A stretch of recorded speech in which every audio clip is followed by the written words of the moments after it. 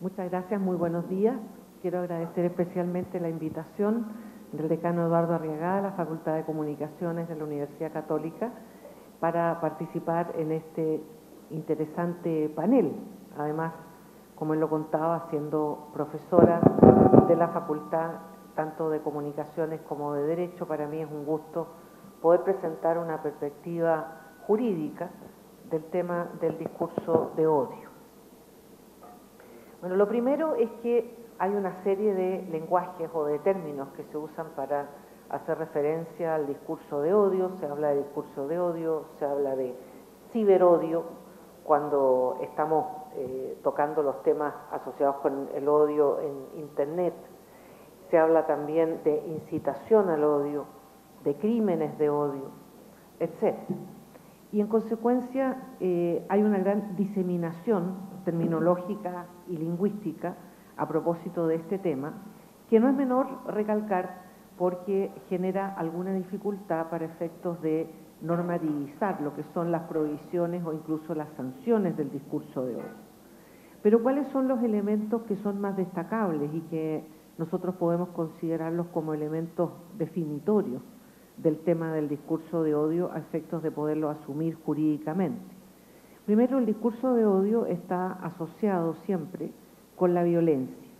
ya sea con la instigación o incitación a realizar actos violentos desde el punto de vista físico, como asimismo con la violencia psicológica. Y en consecuencia, el que hace un discurso de odio no está dando una opinión o un juicio de valor, sino que está directamente agrediendo de un modo psicológico o incluso llegando a aceptar, a instigar, a incitar que exista una agresión o un daño físico. Y de ese punto de vista, como allí lo dice, lo que se genera es odio, desprecio, ataques, precisamente respecto de las personas y de sus derechos, de personas determinadas o de grupos enteros, que pueden ser grupos raciales, grupos religiosos, etc. Y esas personas ven vulnerados sus derechos y además se encuentran en situaciones de vulnerabilidad y de incerteza jurídica, porque evidentemente quien es destinatario de este tipo de agresiones puede esperar otras agresiones posteriores o incluso puede esperar situaciones de agresión directa, actos terroristas, etc. En ese cuadro que ustedes ven hay algunas referencias a los daños que uno podría esperar asociados con el discurso de odio. La incitación a que a estas personas se les pueda practicar algún tipo de daño físico, desde actos terroristas hasta agresiones directas, un daño moral en cuanto a expresiones que ofenden, que denostan, que afectan la honra de las personas, y por último, una expresión de daño moral colectivo en el sentido de afectar directamente los derechos o la presencia social de los grupos, porque entre otras cosas se busca efectivamente su exclusión. De ese punto de vista, el discurso de odio no pertenece a una desviación, podríamos decir, social de la libertad de expresión, sino que es directamente una agresión y un ataque contra el Estado de Derecho, por muchas razones. El punto precisamente es cómo una sociedad democrática, tolerante, pluralista, aborda el discurso de odio, evitando censurar o evitando limitar a la libertad de expresión, pero asegurando que no sea fácil y que además tenga sanción cometer este tipo de transgresiones o abusos de esa libertad. Esa es una línea fina y compleja, y precisamente por eso no es fácil legislar sobre el tema del discurso de odio. En este momento en Chile hay un proyecto de ley que se está tramitando sobre esta materia, pero tiene bastantes complejidades, no solo desde el punto de vista, como lo decíamos antes, del lenguaje, sino que también desde el punto de vista de cómo hacer un distingo claro y una ponderación adecuada entre lo que significa la libertad de expresión, que puede ser a veces desafortunada, crítica, desagradable, ácida, a lo que es directamente el discurso de odio, que, como decía, tiene íncito un destino violento y, por supuesto, una malicia que consiste en la falta de respeto de los derechos de las personas y la total afectación del Estado de Derecho. Ha habido varias jurisprudencias en distintos tribunales e instancias en el mundo que se ha hecho cargo precisamente de esa relación y que ha buscado establecer ciertos parámetros que son interesantes desde el punto de vista de la acción de los tribunales, que son los que finalmente tienen que aplicar estas normativas, en cuanto a cómo ponderar y cómo establecer una relación adecuada entre la preservación de la libertad de expresión como gran garantía democrática y, por otra parte, evitar, sancionar, comprimir la posibilidad de que este discurso de odio se exprese, como se ha visto particularmente apoyado en las tecnologías, como por ejemplo las redes sociales que así lo permiten. Y de este punto de vista, aquí tenemos un caso de Ross con Canadá, del Comité de Derechos Humanos de Naciones Unidas, en que se dice una cosa muy importante, se dice: el ejercicio de la libertad de expresión implica responsabilidades especiales. En otras palabras, no solamente debemos mirarlo en la perspectiva de la libertad, que es una perspectiva lógica, sino que también la perspectiva de la contraparte, que es ejercer la libertad de expresión, pero con especial responsabilidad respecto del régimen democrático. Precisamente la apertura, el pluralismo que ofrece un régimen democrático implica ser responsable frente a él.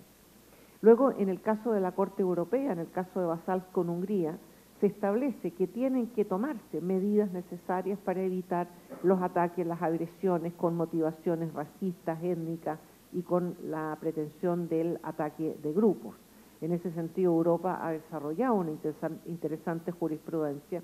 precisamente dada su experiencia histórica en este tipo de movimientos y estableciendo o llegando a comprobar cómo estos discursos que en los sistemas totalitarios europeos, particularmente el nacionalsocialismo, se iniciaron precisamente como discursos y que terminaron siendo, por supuesto, una fuente de lo que se desarrollaría después del punto de vista del genocidio y del holocausto.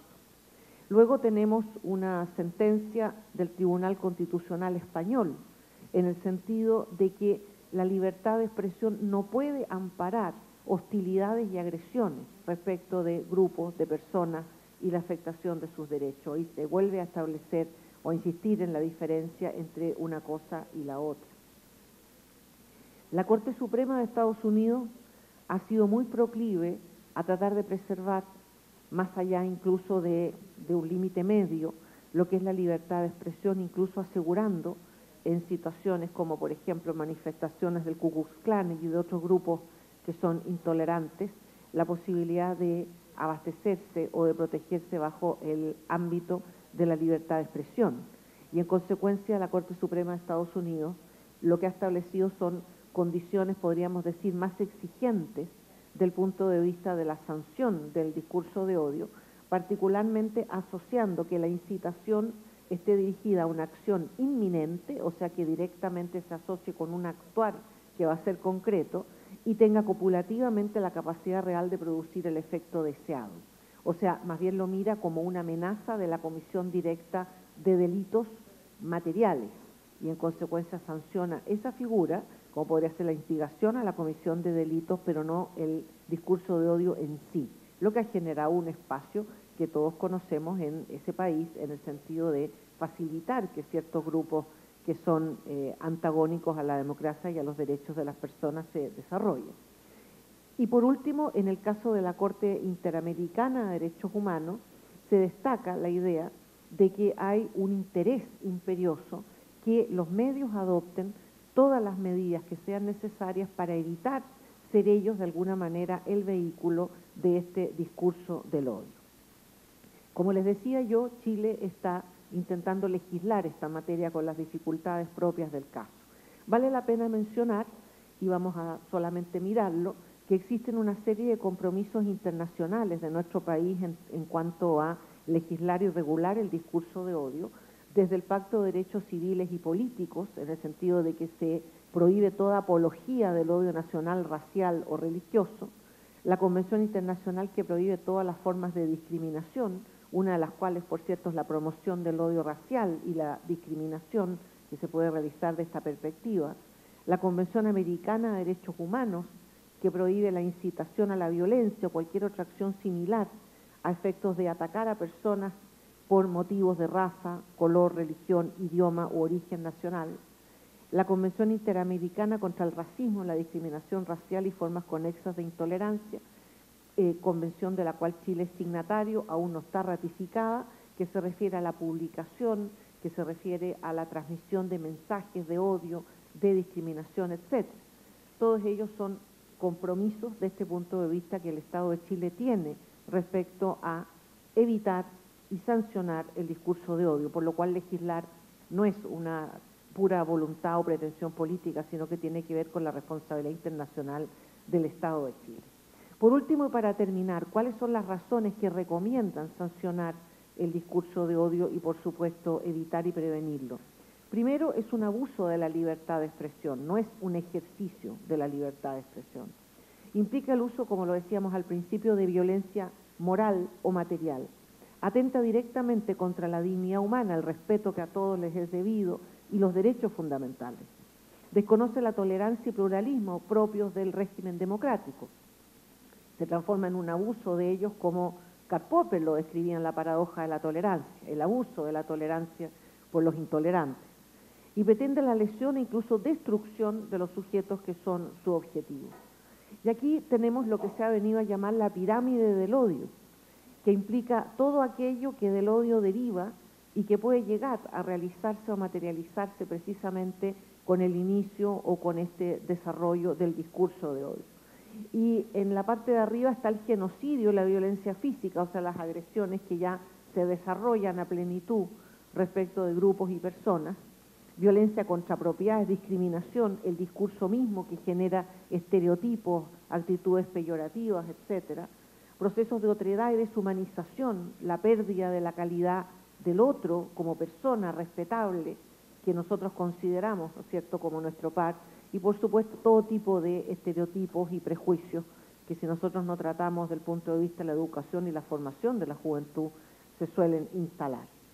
De ese punto de vista, solo decirles que nosotros tenemos una responsabilidad, a mi juicio, del punto de vista del Estado de Chile, en prevenir y sancionar este tipo de conductas. Ello debe hacerse bajo escrutinios estrictos para evitar que por esa vía se censure la libertad de expresión, pero me parece que es una tarea conjunta, tanto del Ejecutivo en sus iniciativas como del Parlamento en la dictación de normas y, por supuesto, como miembro del Poder Judicial, de los tribunales para aplicar del punto de vista más equitativo posible esta normativa y sobre todo dar protección a las personas, que es la gran tarea de los tribunales.